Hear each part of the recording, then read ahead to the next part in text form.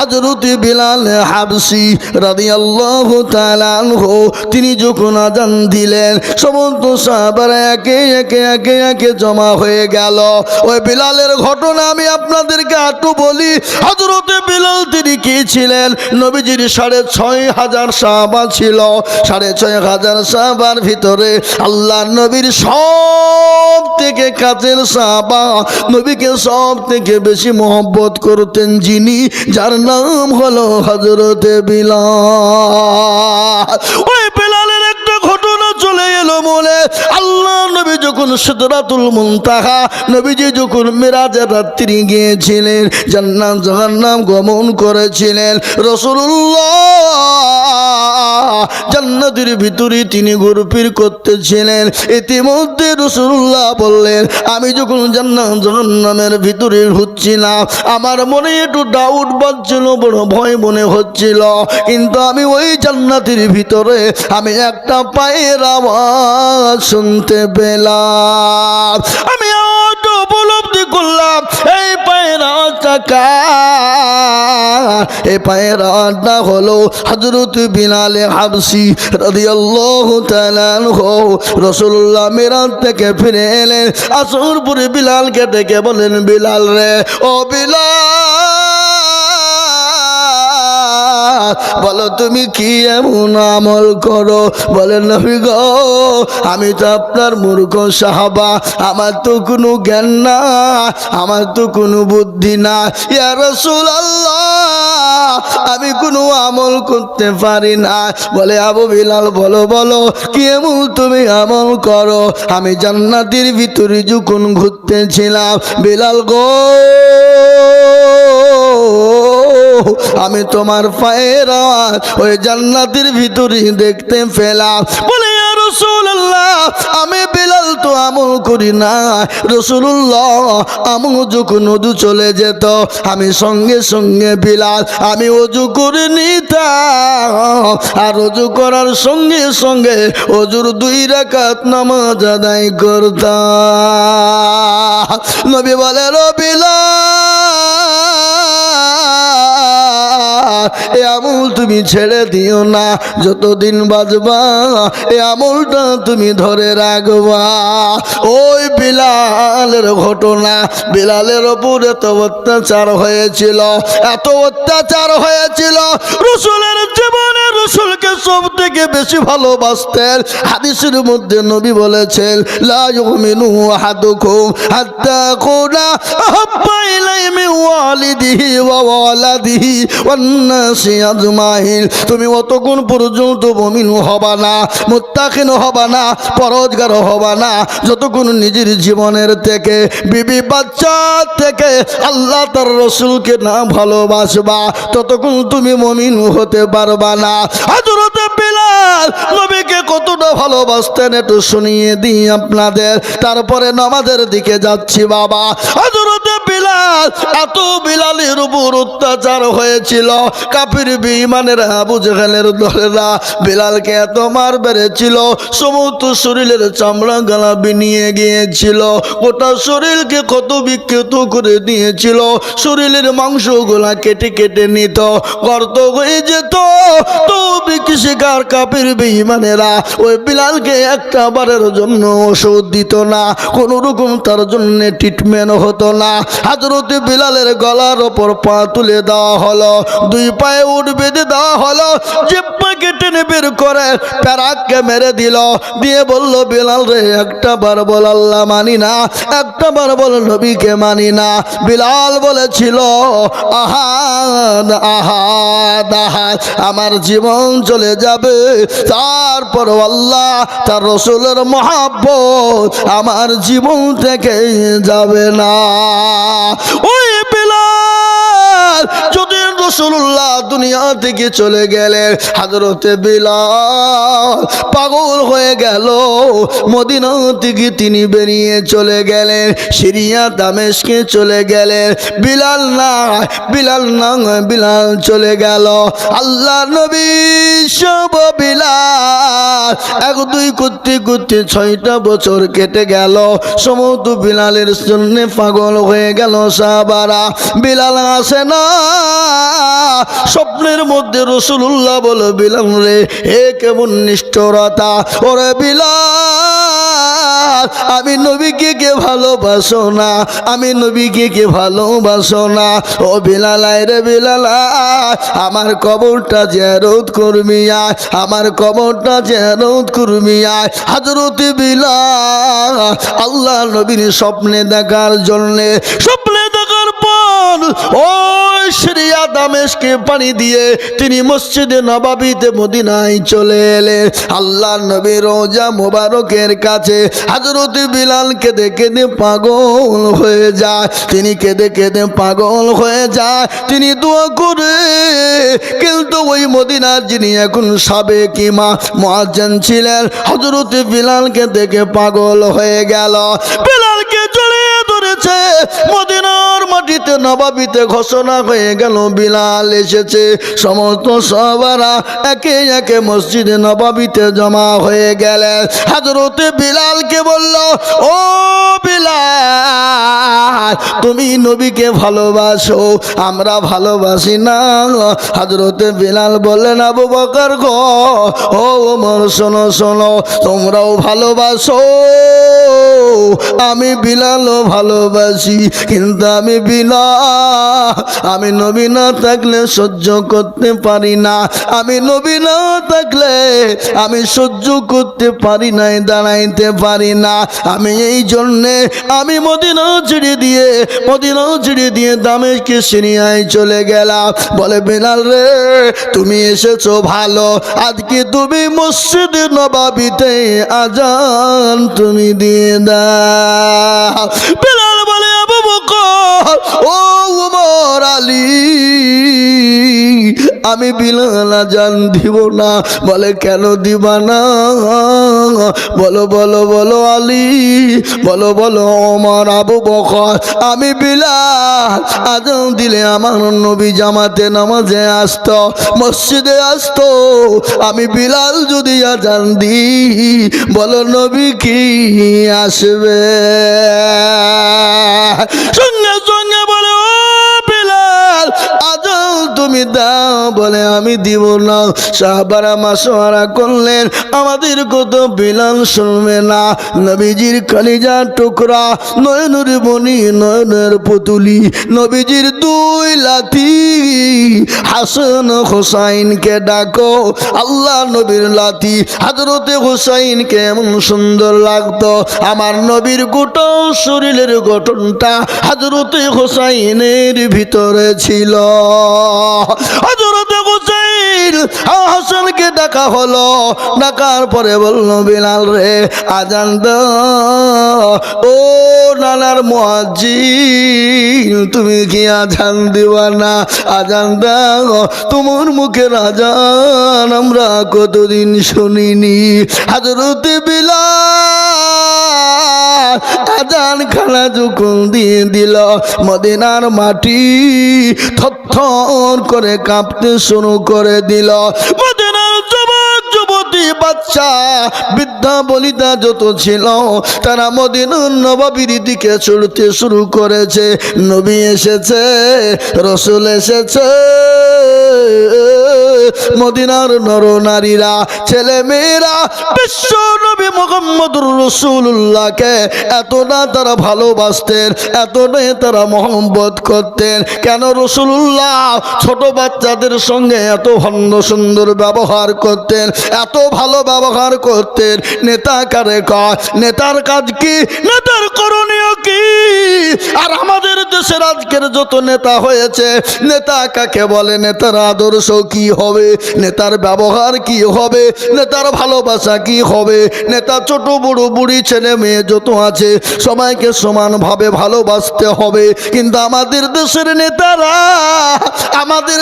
নেতারা যারা দেশের রক্ষক, তারাই হলো দেশের ভক্ষক। এ মুসলমান, তার বর্ণামিটা কেন বললাম?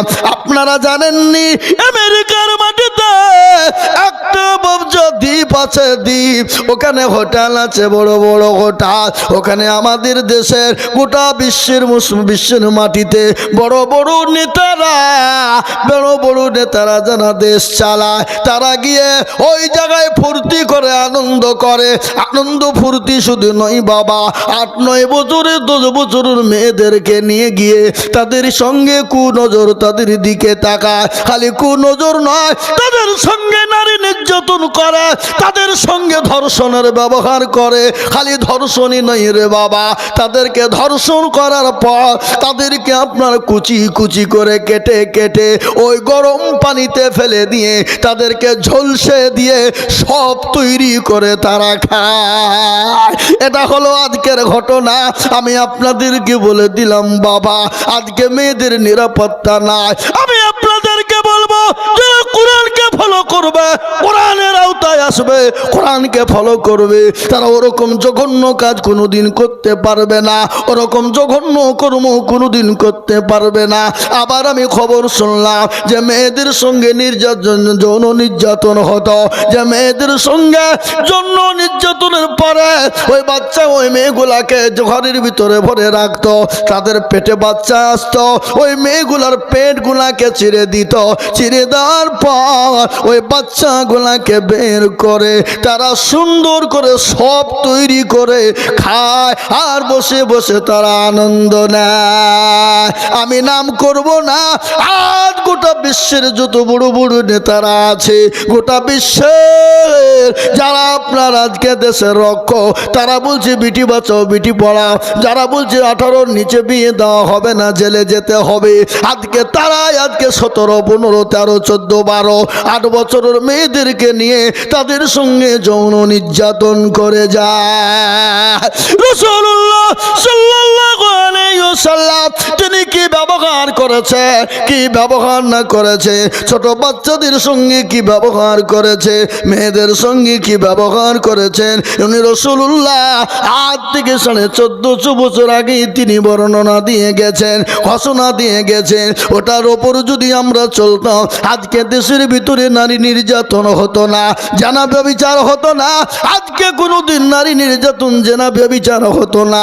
আমি আপনাদেরকে বলবো বাবা, ও আল্লাহ ওয়ালা, আজ আছি কাল চলে যাব, কখন আছি কখন চলে যাব, জীবনের গ্যারেন্টি নেই। তাই আমি আপনাদেরকে বলে যা, রাসূলুর সাহাবা হযরতে বিলাল তিনি আজান যখন দিলেন, বিশ্ব নবীর দরবারে মসজিদে নববীতে সাহাবারা জমা হয়ে গেলেন। আল্লাহর নবীর সাহাবা তালহা নামাজ পড়ে মসজিদ থেকে বেরিয়ে চলে যায়। বিশ্ব নবীর সাহাবারা বলে, ও তালহা বসে যাও। তিনি সঙ্গে সঙ্গে বসে গেলেন। আল্লাহর নবী সাহাবারা যখন বসে গেলেন, রাসূলুল্লাহ তাসবিহ তাহলিল দোয়া থেকে ফারেগ হয়ে সমস্ত সাহাবাদেরকে বসতে বললেন। বসলেন। নবী বলেন, তালহা, ওরে আমার তালহা, তুমি কোরআনের মজমাতে কেন বসো না? আমি নবীর মজমায় কেন বসো না? তোমাকে কি ভালো লাগে না? হযরতে তালহা চোখ দিয়ে ঝরঝর করে পানি ঝরে যায়। বলে, নবী গো, আমি মনে করেছিলাম কাউকে বলবো না, কাউকে জানাবো না। ইয়া রাসূলুল্লাহ, আজ আপনি জিজ্ঞাসা করেছেন, আমি তালহা আমি না বলেও থাকতে পারলাম না। বলে, কেন রে তালহা? রাসূল আপনি যেদিন থেকে বলেছেন যারা এক ওয়াক্ত নামাজ ছেড়ে দেয়, তারা নামাজ ছেড়ে দিল না, তারা যারা এক ওয়াক্ত নামাজ কাজা করে দেয়, তারা কাজা করলো না, 2,88,000 বছর তারা জাহান্নামে পড়বে। ইয়া রাসূলুল্লাহ, আপনি যেদিন থেকে বলেছেন যারা নামাজ এক ওয়াক্ত ছেড়ে দেয়, তারা নামাজ ছেড়ে দিল না, তারা কুফরি করে ফেলল। ওগো রাসূলুল্লাহ, আমি এই জন্যে আপনার পবিত্র মজমাতে বসতে পারি না। বলে, কেন রে সাহাবা? বলে, নবী গো, আমার বাড়িতে দ্বিতীয় কোনো কাপড় না। ইয়া রাসূলুল্লাহ, আমার বিবির কাপড় কেন আমি খুলে এনেছি। আমার বিবিকে গর্ত খনন করে গর্তের ভিতরে আমি উলঙ্গ অবস্থায় রেখে এসেছি গো নবী। ও গো রাসূলুল্লাহ, আমি জীবনেও কাউকে বলবো না মনে করেছিলাম, কাউকে জানাবো না, কিন্তু ইয়া হাবিবাল্লাহ আপনি জানতে চেয়েছেন আমি তালহা, আমি না বলেও থাকতে পারলাম না। নবী বলেন তালহা তুমি বাড়ি যাও, তোমার বিবির নামাজের বেটাইম হয়ে গেল। হযরতে তালহা বাড়ি চলে গেলেন। রাসূলুল্লাহ বললেন ও আমার সাহাবারা, তার বাড়িতে যদি কাপড় না থাকে, তার বাড়িতে কাপড় না, যাও বাইতুল মাল থেকে তার বাড়িতে কাপড় আর কাপড় নিয়ে চলে যা। বিশ্বনবী সাহাবা হযরতে তালহা বাড়ি চলে গেলেন। বাড়িতে গিয়ে বিবিকে ডাক দিলেন। বিবি বলেন প্রাণের স্বামী গো, আপনার কেন দেরি হয়ে গেল? আমার যে নামাজের বেটাইম হয়ে গেল। ও স্বামী, আমার নামাজ যে কাজা হয়ে গেল, আমি আল্লাহর দরবারে কালা স্বামীর কান গলায় হয়তো দাঁড় হতে হবে। আমাকে আল্লাহ জিজ্ঞাসা করে বলবে, ও তালহার বিবি বল তোর নামাজ কেন কাজা হয়ে গেল? আমি কি জবাব দিব বলো? বিবিকে বলেন বিবি রে, ও প্রাণের বিবি শোনো, আমি কারো কাছে বলতে চাই না, কিন্তু রাসূলুল্লাহ জিজ্ঞাসা করেছে, আমি না বলেও থাকতে পারি না। স্বামী স্ত্রী মিলে দোয়া করলেন, ও আল্লাহ দুনিয়ার কোনো মানুষের কাছে সাহায্য চাই না, দুনিয়ার কারো কাছে সাহায্য নিব না। ও আল্লাহ আমাদেরকে দুনিয়ার কেউ যদি সাহায্য করে, সাহায্য করার আগে আমাদের মৃত্যু জানে হয়ে যায়। সাহাবারা বাইতুল মাল থেকে কাপড় চোপড় খাবার নিয়ে গেল। দরজার গিয়ে সালাম দিল, উত্তর নাই। সালাম দিল, উত্তর পাওয়া গেল না। তারপরে দরজা খুলে দেখলো, ডাকা হলো, উত্তর নাই। বাড়ির ভিতরে ঢুকে দেখছেন স্বামী স্ত্রী দুনিয়া জমিনে তারা বেছে না। এ ছিল তাদের জীবন, কিন্তু তাদের নামাজ কাজা ছিল না। আর আজকে আমাদের এত খাবার, এত খাবার, এত কাপড়, এত পোশাক, তারপরেও মুসলমান আজ আমরা নামাজ পড়ি না, তারপরেও মসজিদে যাই না, তারপরেও নামাজ আদায় করতে পারি না। হ্যাঁ মুসলমান, আমি আপনাদেরকে বলবো বাবা রে, ও আল্লাহওয়ালা, তাই আমি প্রথমেই বলেছিলাম আমি তিনটে কথা বলবো, দুটো করলে জান্নাত, একটা জাহান, তিনটে করলে জাহান্নাম।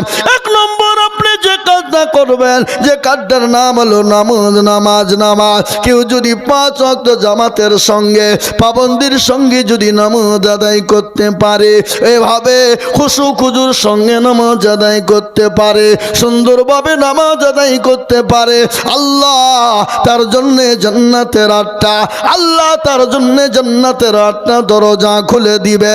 সে জান্নাতে চলে যাবে, পৃথিবীর কেউ তাকে বাধা দিতে পারবে না। 1 নম্বর, 5 ওয়াক্ত নামাজ পড়বে, খুশু এবং খুজুর সঙ্গে নামাজ আদায় করবে, জান্নাতে প্রবেশ করবে, কেউ ঠেকাইতে পারবে না। 1 নম্বর। দ্বিতীয় নম্বর হলো ওই ইবাদতটা করবেন। কোন ইবাদতটা? আমার পূর্বে মাওলানা জয়নুল আবেদিন তিনি কথার দ্বারাই বুঝিয়ে দিয়ে গেছেন। কি বলেছেন জানে? তিনি বলে গেছে, মা বাপের খিদমত করবে, মা বাপকে কোনোদিন কষ্ট দেবে না, মা বাপকে কোনোদিন গালি দিবে না, মা বাপের সঙ্গে কোনোদিন খারাপ ব্যবহার করবে না, মা বাপের সঙ্গে অত্যাচার জুলুম করবে না, মা বাপের সঙ্গে অন্যায় করবে না, মা বাপকে শব্দটুকু দিবে না। কোরআন তার প্রমাণ দিয়ে বললেন, ওয়াকুল্লাহুমা কাউলান কারীমা। তুমি তোমার মা বাপকে মারো তো দূরের কথা, তুমি তোমার মা বাপের সামনে চোখ রাঙিয়েও তুমি কথা বলো না। আজ আমি বলে দিই, আজকে বিবির জন্যে মা পর হয়ে যায়, বিবির জন্যে বাপ পর হয়ে যায়, মা বিবির জন্যে পর হয়ে যায়, বিবির জন্যে মা বাপকে পার করে দেয়। সুন্দর বিবিকে পেয়ে গিয়ে হয়তো বউ পালিয়ে যাবে, বউ আর পাওয়া যাবে না, বিবি পালিয়ে গেলে বিবি পাওয়া যাবে না। এ মুসলমান, আপনি যদি মরদ হন, বিবিকে বলবেন, বিবি রে তুমি আমার আমার আগে নয়, আমার মা বাপ হলো আমার আগে। আমার মা বাপকে যদি ভালো না বাঁচতে পারো, আমার মা বাপকে যদি তুমি ভালো না বাঁচতে পারো, তোমার মতন বিবির আমার কোনো প্রয়োজন নয়। মুসলমান, 2 নম্বর হলো মা বাপকে ভালোবাসা দেবেন, মহব্বত করবেন, মা বাপকে কোনোদিন দুঃখ কষ্ট দেবেন না। আল্লাহু আকবার। মা বাপের দোয়াতে আপনার জন্য জান্নাতের দরজা খুলে যাবে। 2 নম্বর দুটো কাজ আপনি করবেন।